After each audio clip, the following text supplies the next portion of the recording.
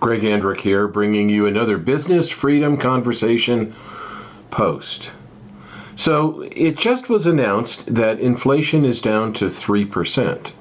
Now, I was skeptical because the numbers, the system that the Fed and the government uses to collect this data was developed in the late 40s, early 50s. It's a manual system, and it takes up to a year for some of the data to get into the calculation. Now, you might say, thank goodness, because imagine what the Fed would have done if they'd seen the real rate of inflation. For example, housing, certain segments of housing don't get into the calculation except once a year. And most of it is every 6 months. So data is way behind. Now, I'm also suspect of the data since we just had a federal judge issue an injunction against the executive branch about calling social media and editing their stories and deleting the stories and that kind of thing. Because I have some information from the World Bank. And the reason I looked at all this is because I've been seeing recently certain economists and stock pundits are being concerned about deflation. So the title card here is on deflation, and maybe it isn't that we're at 3% inflation, but we're in a world of deflation. Deflation is significantly worse than inflation because with deflation, the money supply decreases. First 6 months of 2023, the Fed has decreased money supply by 2%. That is huge. Think about how much money that is they pulled out of the money supply. And generally, when the money supply grows, the economy grows. When the money supply shrinks, the economy shrinks. They've already, with the interest rates they've adjusted, 75% of Americans can't qualify homes at current prices. So what does that mean? It means prices have to adjust for these interest rates. So I have some information they want to show you. And the reason deflation is bad is deflation is what occurred in the Great Depression. We didn't have, the government would have never thought of borrowing trillions of dollars a year, and we didn't have the tools to artificially pump up the money supply and get the economy going like you might say we do now. And then back in the 30s, they would have never thought about dumping all that money that they dumped out during the pandemic. So it's a really confusing kind of thing.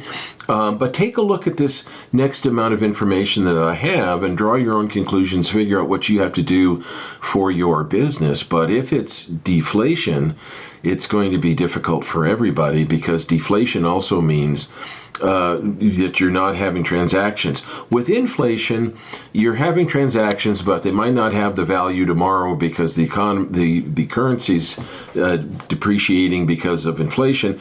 But with deflation, you're not having any activity. There's a big difference. And that's why people were in soup lines in the Great Depression, is because they let the money supply fall dramatically. There was no activity.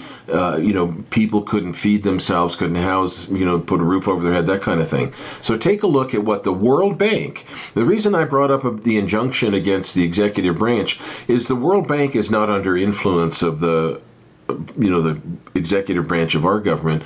And to my knowledge, nobody's calling them and getting them to adjust their numbers. And that's why I was a little suspect of what the government's putting out these days, because we're developing this fourth rail of the bureaucracy. But look at what the numbers are that have put out the World Bank has put out. It's kind of amazing. So this is for May. Housing went down 3.1%. For June, it went down over 4%. These numbers are provided also by the World Bank, so it's not just our government putting them out. And 4% decline in 1 month is huge. And the June was the 12th month where housing prices have declined in the U.S. So in June, this is huge. Remember how hard it was to get a car? You couldn't get new ones because of supply chain issues, which made the prices of used cars quite high. Well, in June, the used car market's crashing to the ground, and the average used car price declined 4.6% in June.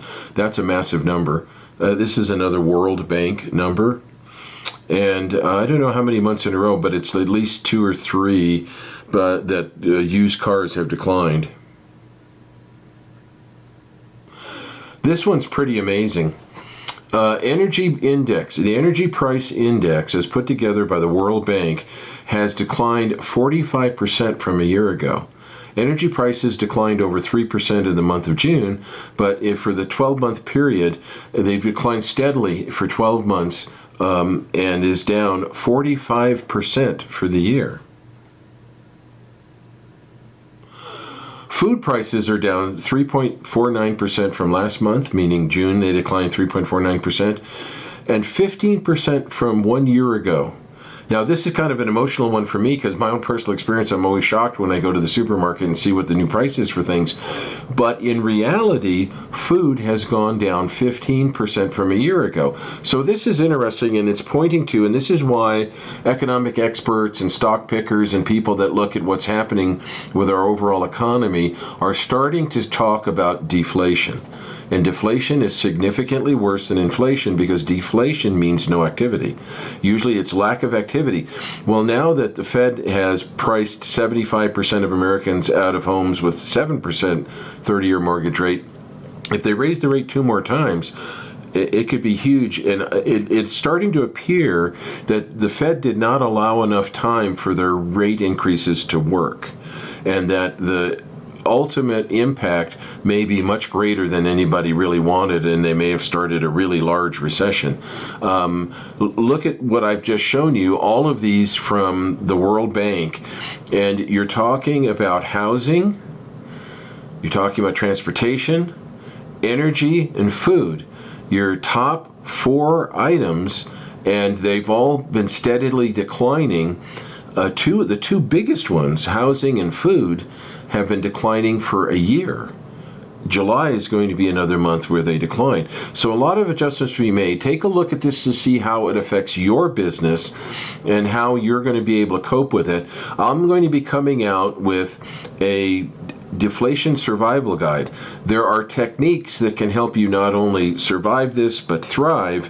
It sounds kind of odd, but you'll be planning for a much lower level of activity, which is different from inflation, where your same activity level continues or increases, but the value you get for it is declining because of the inflation.